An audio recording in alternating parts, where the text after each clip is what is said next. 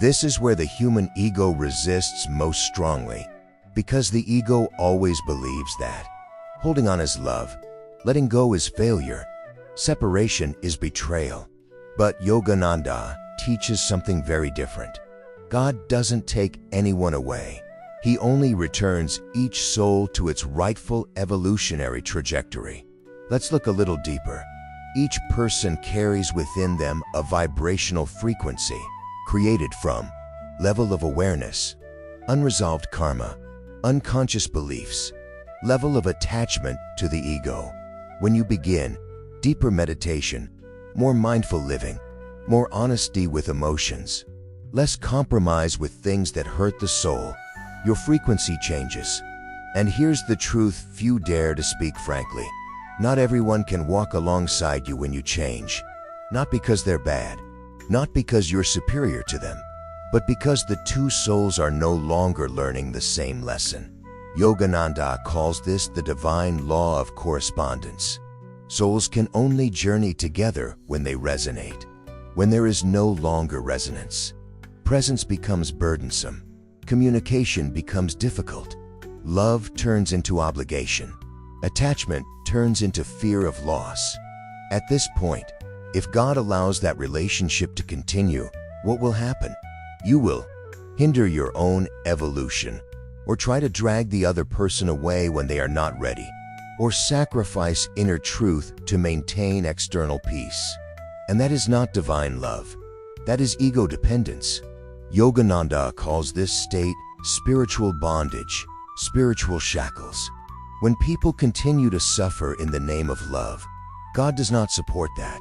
So, when you have prayed, have been patient, have tried to heal, have loved to the best of your ability, but the relationship still pulls you away from peace, makes you lose yourself, God will intervene, but He doesn't destroy immediately. He does something more subtle. He makes you tired. He makes you realize. He makes you unable to deceive yourself anymore, until one day you realize, I am no longer the same person, and this relationship is no longer for me. That is not a failure. That is a sign of spiritual maturity. Sign 1.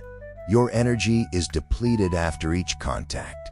There is a very subtle, yet clear, sign that God often uses before He removes someone from your life. That is the silent depletion of energy. You still see them. Everything seems fine on the surface. But each time they leave, you feel tired for no apparent reason, empty, heavy in the head. Paramahansa Yogananda calls the life energy in a person prana, the divine life force that God gives to each soul to love, serve, and awaken. Prana is not only depleted by physical labor, it is most severely drained in relationships that are out of sync. You need to understand this clearly. Not everyone exchanges energy with you in a balanced way. There are people who don't intentionally hurt you, are not bad by moral standards, but they unconsciously live off the energy of others. They approach you when they are confused, they need support, and you, with an open heart, give. Initially, it is compassion. Then, it becomes draining your life force. Yogananda once taught, the more awakened a person is, the more sensitive they become to subtle energy flows. When you begin on the path of awakening, deeper meditation, more observation of the mind, you can no longer tolerate interactions that drain your prana. God uses that very feeling of weariness as a signal. You are giving too much away where there is no longer nourishment for you. Be honest with yourself.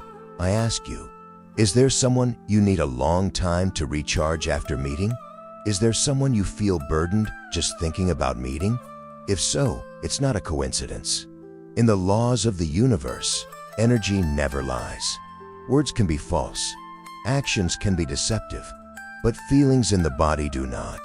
And when God sees that relationship is draining your life force, is making you weary on your journey of service and enlightenment, you will begin to create distance to preserve the light within you.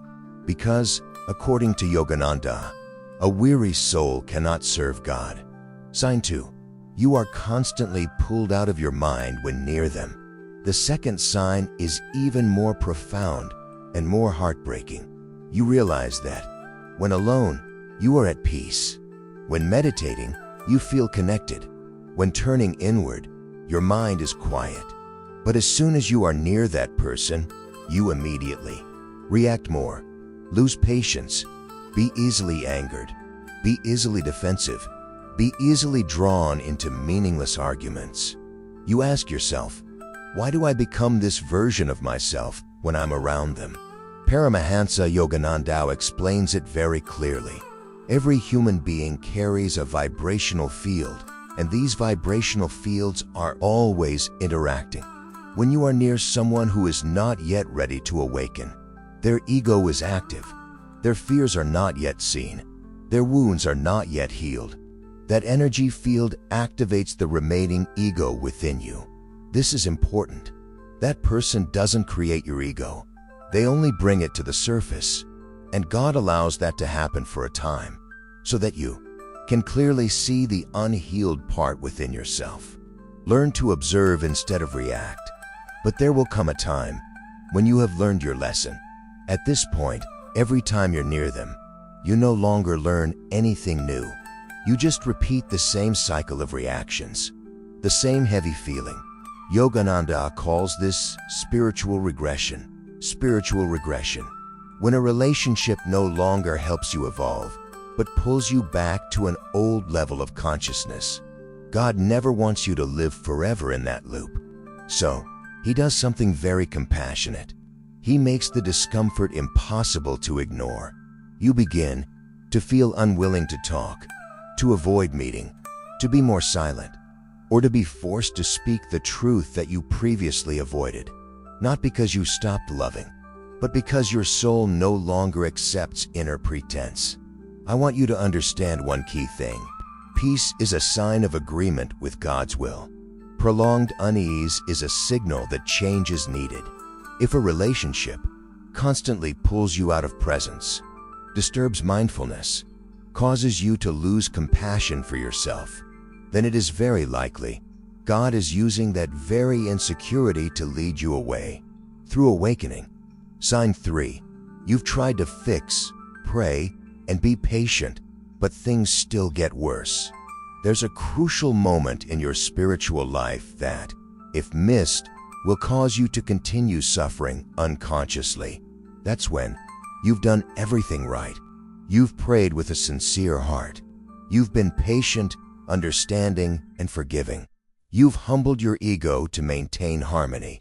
But instead of getting better, things get worse. At this stage, people often blame themselves. Have I not loved enough? Have I not practiced enough? Paramahansa Yogananda calls this the trap of ego moralization, when the ego masquerades as spirituality, leading you to believe that suffering leads to enlightenment. But Yogananda makes it very clear. Sacrifice is not required by God if it causes your soul to shrink. Prayer is not about clinging to something that is no longer relevant. Prayer is about recognizing God's will, not imposing the desires of the ego on Him. When you pray for a relationship and you become more peaceful, that's a sign to continue. But if the more you pray, the more you suffer, that's a sign you're going against the divine flow. This is a truth very few dare to face. Not every relationship can be healed. A relationship can only heal when both souls are ready. Both look into their own darkness. We are both responsible for our inner growth. If only one person is awakened while the other still denies, blames, manipulates emotions, or refuses to change, then your trying harder will only lead to exhaustion, betrayal of your own truth, misunderstanding of divine love. Yogananda calls this moment surrender to divine will, surrender to God's will. Surrendering is not giving up. Surrendering is stopping the interference of the ego. When you have spoken the truth, set boundaries, prayed with a pure heart, and things still get worse, it is very likely God no longer wants you to repair the relationship. He wants you to leave, and God will make staying too painful for you to continue deceiving yourself. Not because He is cruel, but because He is compassionate. Sign 4. The truth is continuously revealed even if you don't seek it. A very special phenomenon occurs when God decides to end a relationship. The truth begins to emerge spontaneously. You don't investigate. You don't doubt. You don't try to uncover it. But unintentional words are revealed. Contradictory behavior emerges. Small details no longer fit together. Your intuition constantly speaks up. Paramahansa Yogananda taught that the light of consciousness never coexists for long with falsehood. As you delve deeper into mindfulness, the light within you grows stronger. And the light always does one thing: shines the truth. This is where many people make mistakes. They see the truth, but they justify themselves. They rationalize. They choose not to see. They fear change. But God doesn't let you return to the darkness once you've seen. So He continues, reveals more, repeats the lesson, makes the truth so clear that you can't deny it. This isn't to make you hate the other person, but to make you stop idealizing them. Yogananda said, "You cannot love a soul by denying the truth about them." The truth doesn't appear to break off. It appears to free you from illusion. And this is a very clear sign of divine intervention. Every time you try to revert to the old ways, then a new truth is revealed. A new feeling of unease arises. Another layer of mask falls away until you realize God is peeling away that relationship layer by layer. Not hastily, not violently, but irreversibly. Intuition now becomes a very clear voice. In dreams, in the feeling in your chest, in moments of silence. You no longer need proof. You know. And this knowing doesn't come from the mind. It comes from a soul mature enough to no longer deceive itself. Sign 5. You begin to feel peaceful when thinking about leaving them. A very subtle transformation is happening within you, and if you're not mindful enough, you might overlook it. Previously, just thinking about leaving that person made you fearful, anguish, guilty, feel like you're doing something wrong. But then, one day you realize, when you think about not having them in your life anymore, you don't hurt as much as before. Not because you've stopped loving them, but because you've stopped fighting the truth. Paramahansa Yogananda taught that peace is the only proof of consent to God's will. Pay close attention. When you imagine staying, your heart contracts. When you imagine leaving, your heart quiets. This quietness is not emptiness. It is a deep inner peace, as if your soul has just been lifted an invisible burden. This is very important. God does not lead you with fear. He leads you with peace. If the decision to leave a relationship stems from revenge, anger, a desire to prove something, you will not have peace. But if the thought of leaving brings relief, clarity, no need for much explanation, that is a sign of divine guidance.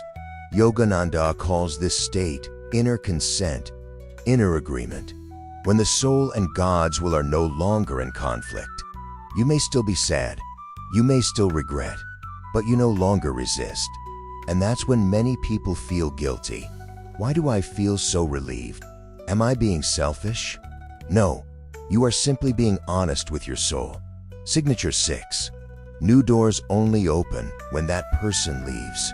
This is a sign that very few people recognize for what it truly is. You may have prayed for your work, for your mission, for your spiritual path, but everything seems to be stuck until that relationship begins to leave your life. And then, quite naturally, you have more time. Your mind is clearer. Your intuition is sharper.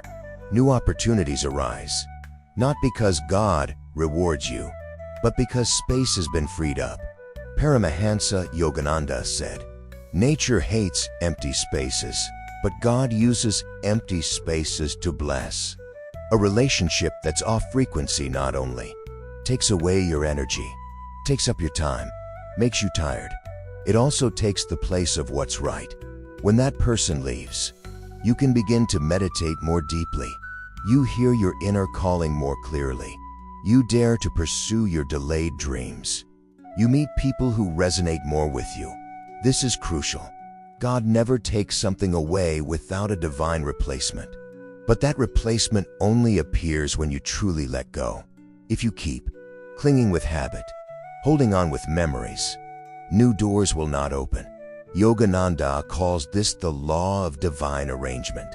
When things come to you at the right time, when your soul is ready to receive them, you may realize that new ideas arise, healthier relationships emerge, a more authentic version of yourself begins to come alive, and you look back at the old relationship no longer with resentment, but with gratitude.